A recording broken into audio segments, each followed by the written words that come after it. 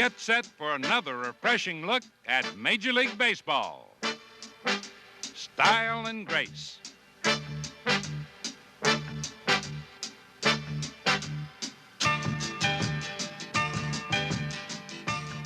Intricate teamwork.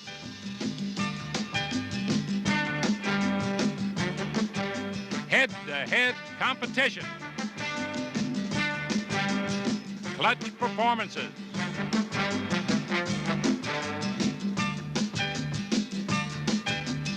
Sparkling defense.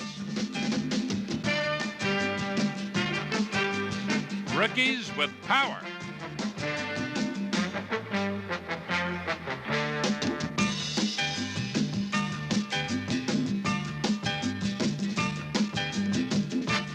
And rookies with speed. Headlines and highlights coming up next on This Week in Baseball.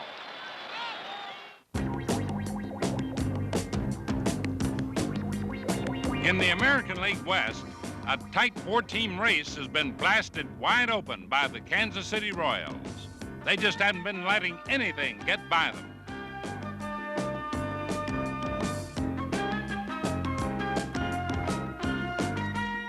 Recently, KC's been the hottest team in all baseball, streaking at an unbelievable September pace. Come October, they may be too hot for anyone to handle.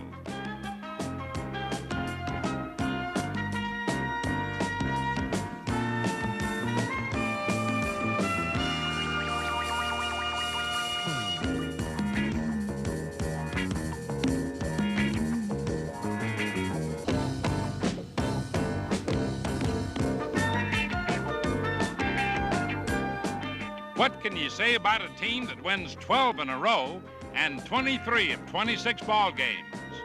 Yes, the Royals are roaring toward a repeat of their 1976 divisional title.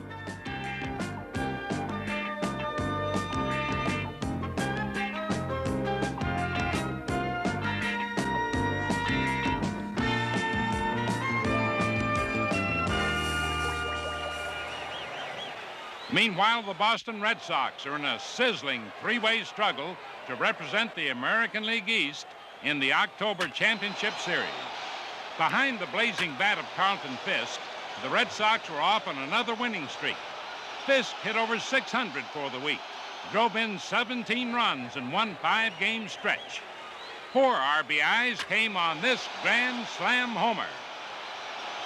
Carlton and the Sox feel they were ready for their 2 big showdowns with the Yankees. 5 games with standing room only, which figured to draw nearly 250,000 people. With all the talk about the Yankee-Red Sox rivalry, they're keeping a weather eye cocked on a third team in that Eastern Division scramble, the Baltimore Orioles. Just ask manager Earl Weaver. He'll remind you that his Orioles have won their division 5 of the last 8 years. One reason has always been Jim Palmer, who in this year's stretch run is looking very much like the Oriole ace of old. He started fast this year, slowed down after the All-Star game, but now he's back in the groove.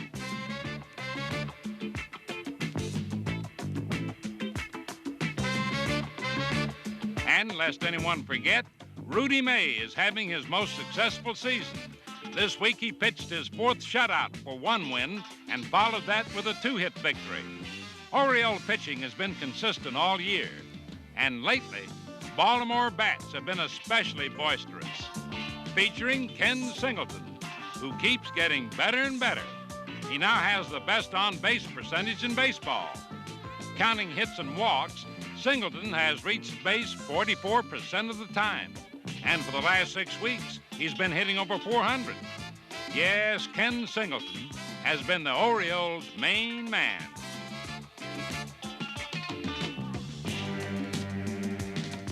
And there are others also doing what it takes to win, like switch-hitting Eddie Murray. Watch him now. Here's the pitch. He connects, and there it goes. One of Murray's 21 home runs. Surprisingly, during September, the Orioles have been scoring runs at a pace equal to the Red Sox and Yankees. Third baseman Doug DeCinces has been accounting for his share of those runs. Here he rips one to center and sends two more Orioles homeward bound. Baltimore just seems to share heroics from day to day. There's no telling which one of Weaver's birds will get the worm next. How about Terry Crowley? Pinch hitting with his team down, bases loaded, he connects, and there goes a long drive, going, and it is gone. How about that? A grand slammer. Like we said, you just don't know which Oriole will hurt you next. Yes, while the Yankees and Red Sox fight it out, the Birds look forward to 6 games with Boston and a good shot at grabbing their 6th divisional title in the last 9 years. The way things are going, chances are slim that anyone will knock the Philadelphia Phillies off the top perch in the National League East. They just go right on gunning down the opposition. Greg Luzinski, the Bull, keeps leading the Philadelphia pennant charge. Just watch him muscle this one right out of here. Ole! The Bull is headed for his best home run and RBI season ever. And like his team, is gaining momentum for some big dates in October.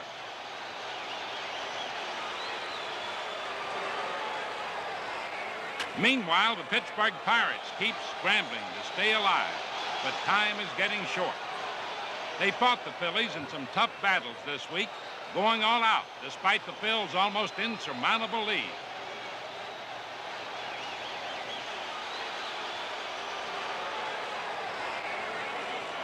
The Bucks are still scrapping.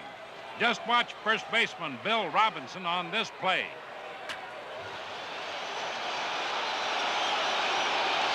Man alive.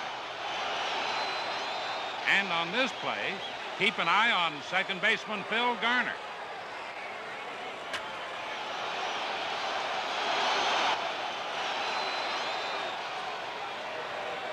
Back in August, before the Phils broke away, this was a tight 3-team race.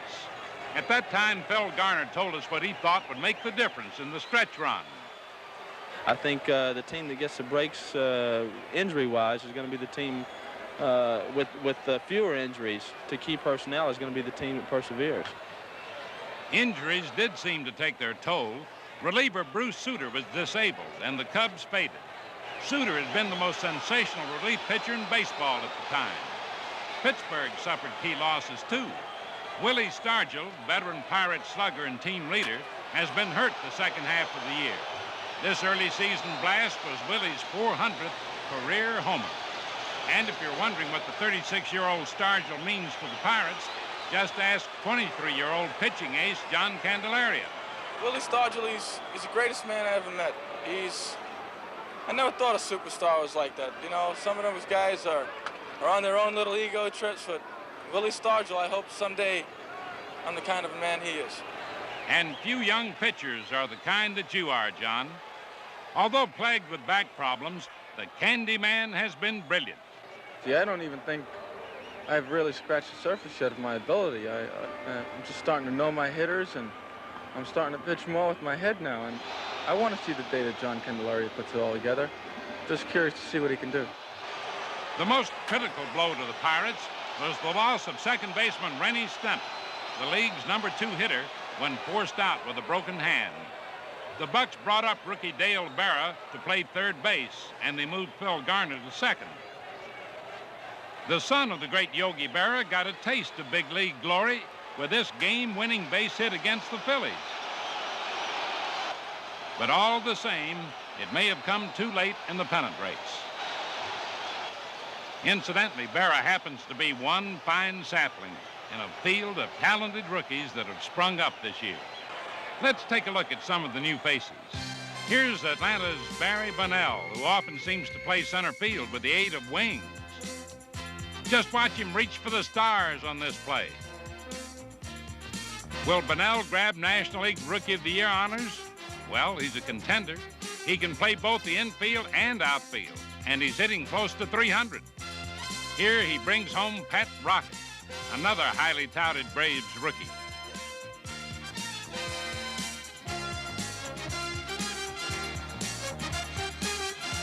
And here's San Diego's Gene Richards at bat. He shows power. It's over the fence. But Richards is known primarily for his base stealing ability. He's a good bet to steal 50 in this, his rookie season. New York's Steve Henderson is another rookie who has to be watched closely on the bases. Just take a look.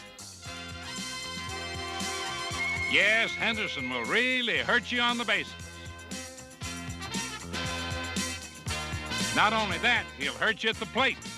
Since joining the Mets in the Tom Seaver trade, he's been the club's biggest bat. He's hitting over 300, shows both good power and the ability to hit in the clutch. Right now, the Mets are basing their future on Steve Henderson. Warren Cromartie is one of two exciting rookie outfielders for the Expos. The Montreal left fielder's been a tough out all season and is among the league leaders in doubles. Center fielder Andre Dawson can do everything: field, run, hit. All in all, the choice for Rookie of the Year in the National League won't be easy.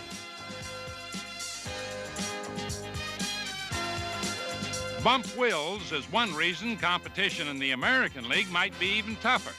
A leading candidate for rookie honors, he's clearly the favorite son in Texas. And any son of Maury Wills has much to live up to, but Bump's proved he can make a name for himself. He's batting .280, fielding brilliantly, even stealing a few bases, just to maintain a little family tradition. We've been talking about Baltimore's Eddie Murray all year, mainly because he keeps getting the big hits that win ball games. The young switch hitter has plenty of power, and although not yet a .300 hitter, he's been one of the big reasons why Baltimore is still in the pennant race.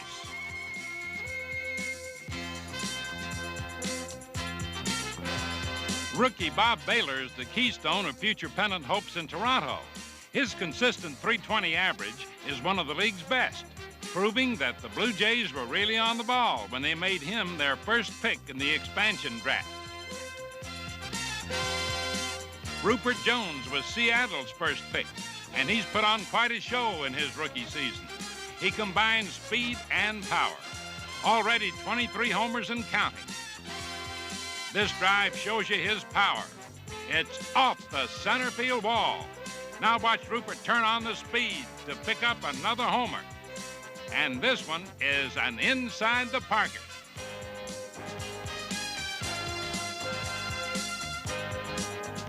But when it comes to speed and power, few rookies have ever had it like Mitchell Page. He's become one of the finest base stealers in the game. Already set a league record of 26 straight steals. And he wields a dangerous bat, one that combines a .300 average with power and heavy RBI production.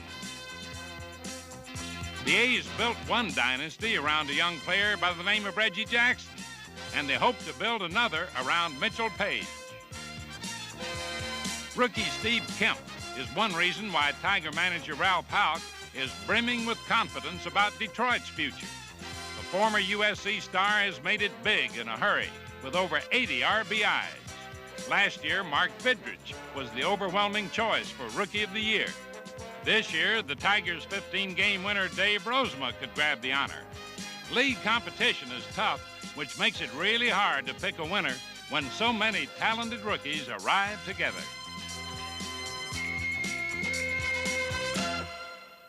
And now let's cool it down and check out some scenes seen around the major leagues this week.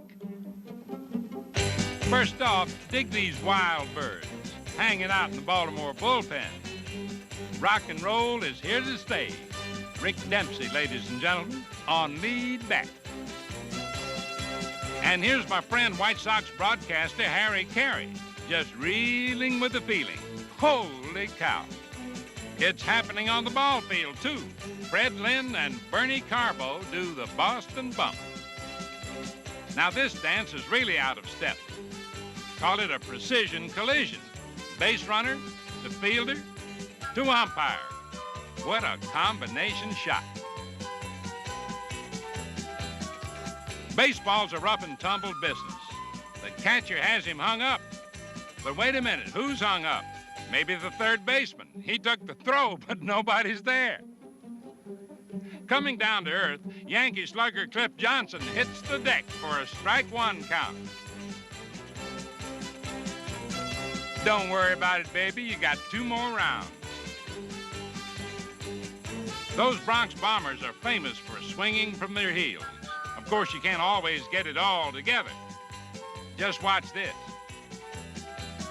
A super swing from Lou Piniella, a mighty nice fella. Hey, Lou, if you don't mind, we just have to see that one more time. Psychologists will never divine man's inner thoughts during moments like this.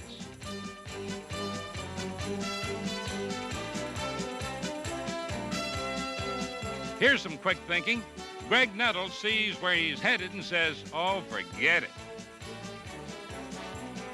Greg happens to be one of the best third basemen in the world, but watch him here. He drifts under a pop-up and yells, I got it. Where's the ball? Not even the camera is sure, but there it is, just a routine pop to the shortstop.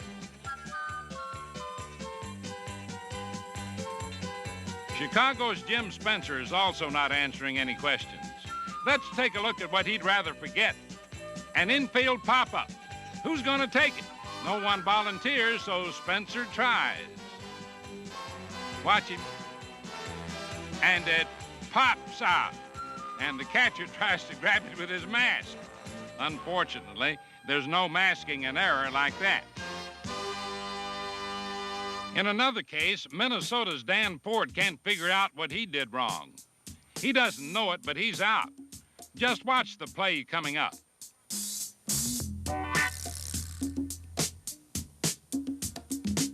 There's a line drive to left field that looks like a hit. Ford takes off from first, not knowing the ball will be caught until he reaches second. Now look at him.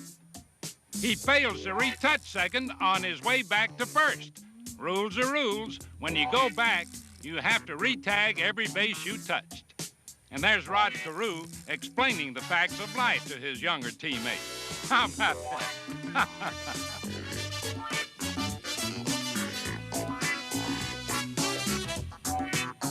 And here's one that no one can miss, though Gary Maddox won't easily believe it. Generous offerings from the Pittsburgh Pirates.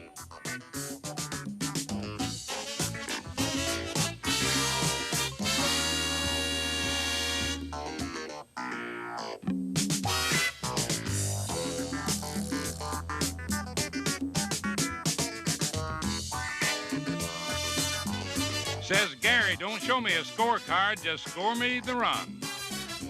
On a more inspiring note, with a man on, Fred Pottick bunts. Jim Palmer lets it drop. Throws to first, but runner Darrell Porter never went to second. That doesn't bother the umpire, but it does bother the Orioles. They're saying after all the ball dropped, the runner is forced to go to second. We tagged him, so it must be a double play. But the umpire claims he's fine right where he is. And he's right. Here's why. As the throw comes to first, Porter alertly waits for the batter to be out, then quickly steps back before the tag, removing the force. Thus, he's safe. That's using baseball know-how. Now let's see some players use their exciting talent. Dwayne Kuiper shows it at second base. The ball couldn't be hit any harder, but he still backhands it. How about that? No age limit on Carl Yastrzemski's talent. Watch him go down the line for this one, like sitting down for a picnic. Unbelievable. Here's a drive to another left fielder, Minnesota's Lyman Bostock. Good timing, Lyman.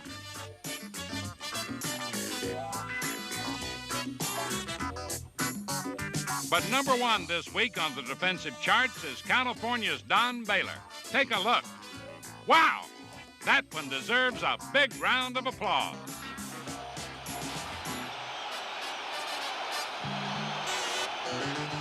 Speaking of applause, Toronto's Roy Howell sure earned a huge round of it for an amazing performance at Yankee Stadium this week. He had a fantastic day, a day to remember, as he drove in a huge flock of Blue Jays. The Gillette Special this week goes to Roy for accomplishing in one game what most players can't do in a week or more. Yankee pitchers had to wish he had never come to the ballpark. Watch this. Deep to right. It's going, and it is gone. While Toronto won a 19-3 shocker from the Yankees, Howell drove in 9 runs, only 3 short of the Major League record. In addition, Roy's bat helped the expansion Blue Jays give the Yankees their worst clobbering at the stadium since 1925. Well, that's life in the world of baseball, and about all you can ever expect is the unexpected. Bye-bye, everybody.